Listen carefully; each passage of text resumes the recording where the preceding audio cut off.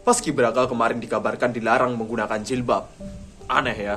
Badan Pembinaan Ideologi Pancasila atau BPIP sebagai lembaga yang bertanggung jawab akan hal ini membantah tuduhan ini dan menyatakan bahwa tidak ada paksaan untuk melepas jilbab.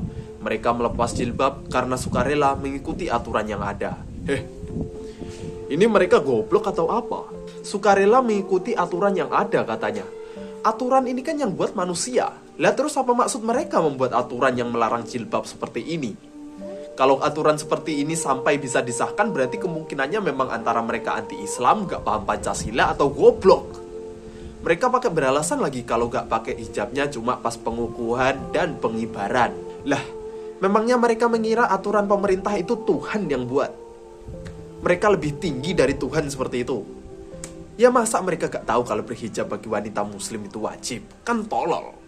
Masa perintah agama mau ditambah wajib berhijab kecuali pas ngibarin bendera? Kan goblok tenan gitu.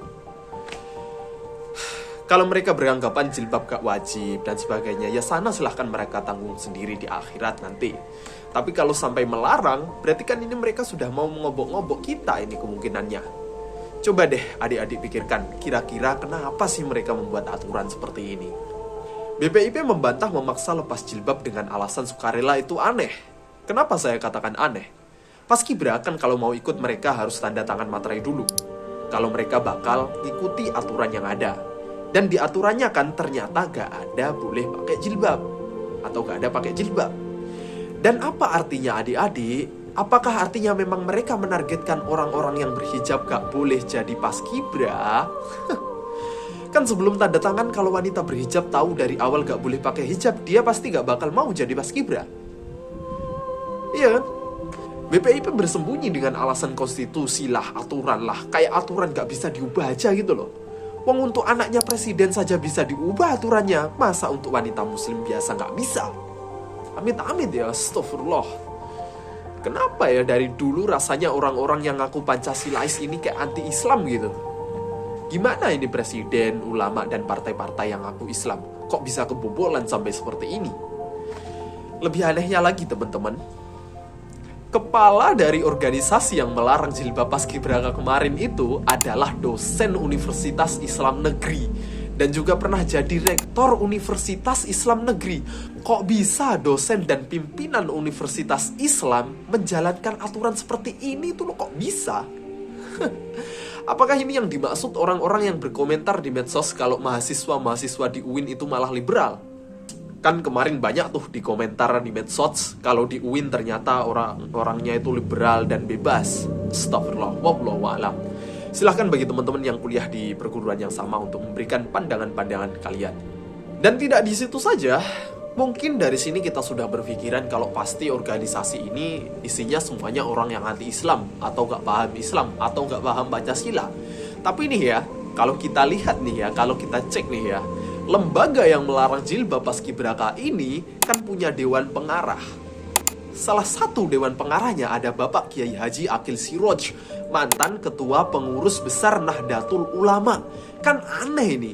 Kalau kita mau bilang organisasi ini kemarin sampai melarang jilbab itu karena isinya orang-orang yang gak paham agama, lah ini mantan ketua organisasi Islam terbesar jadi salah satu dewan pengarahnya loh. Jadi kok bisa jadi seperti ini gitu? Ya, tapi kita husnuzon aja lah. Mungkin beliau luput, tidak sadar kan beliau pastinya banyak yang diurusi. Silahkan teman-teman cek sendiri. Teman-teman juga bakal ketemu kalau ketuanya Bu Mega. Oke lah, no comment kalau Bu Mega. Kan teman-teman tahu sendiri kalau Bu Mega itu tidak dikenal sebagai seorang yang menggambarkan Islami seperti itu. Kasus pelarangan jilbab ini menunjukkan bahwa memang kita sebagai umat Islam itu dalam pemerintahan sepertinya memanglah tidak punya kuasa apa-apa. Lihat aja, kita punya wakil presiden yang seorang ulama, tapi tetap bisa kebobolan. Kita punya menteri agama dari kalangan Islam, tapi juga kebobolan. Kita punya partai Islam di kabinet, tapi juga kebobolan. Kita punya MUI, kita punya ormas Islam terbesar, PBNU dan Muhammadiyah, tapi tetap juga kebobolan. Kan aneh kan ya? Astagfirullah. Mohon maaf nih ya, tapi sebenarnya orang-orang yang punya kuasa ini ngapain aja sih? Kalau ada aturan-aturan begini, partai-partai yang aku Islam, PBNU, Muhammadiyah, MUI, dan sebagainya ini ngapain aja sih sebenarnya? Wallahu alam lah ya, saya wong cilik nanti dimarahi kalau komentar seperti ini. Salah satu hal yang perlu kita tekankan dari masalah pelarangan jilbab paskibra ini adalah masalah sebenarnya juga kita sendiri. Ombak-ombak anti-Islam ini kan sebenarnya sudah tercium dari dulu. Kalau saya sendiri sadarnya dari tahun-tahun 2019 ke atas. Dan paling parahnya itu pada kasus KPK ya, yang mungkin akan saya bahas di video selanjutnya. Nah, tapi banyak dari kita masyarakat biasa seolah gak peduli akan hal ini. Masa bodoh dan buta politik lah enaknya ngomong. Kalau akhirnya jadi seperti ini ya sudahlah, mau diapain. Ya memang kita tidak peduli kan. Tahu sendiri kan juga kita ini no viral no justice. Ya semoga ini menjadi pelajaran bagi kita dan sadar kalau kita umat muslim bahkan tidak punya kuasa di negeri sendiri. Mari kita ubah diri kita. Pertama dengan ilmu dulu gak apa-apa. Sebelum kututup, kalau kita mau mikir aneh-aneh ya, mungkin bisa saja lembaga ini sebenarnya isinya orang-orang yang Islamnya yang sangat-sangat ketat gitu. Jadi wanita gak boleh menunjukkan auratnya. Nah, gimana caranya itu? Ya caranya dengan mereka membuat aturan-aturan ini agar wanita-wanita yang soleh itu tidak jadi ikut dan ditonton oleh jutaan penduduk Indonesia itu. Ya, wallahu alam ya. Saya sendiri tidak mendukung aturan yang melarang jilbab atau sangat suka dengan upacara-upacara bendera ya, tapi itu biarlah menjadi pembahasan terpisah. Saya membuat video ini karena memang pemerintah yang sedang berkuasa sekarang dengan cukup jelas sepertinya menunjukkan keanti-islaman atau ketidakpahaman agama mereka.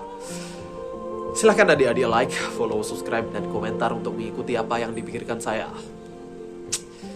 Itu saja dari saya, Ilham Indra Wijaya, Muslim radikal namun lebih Pancasilais dari yang mengaku Pancasilais. Wassalamualaikum warahmatullahi wabarakatuh.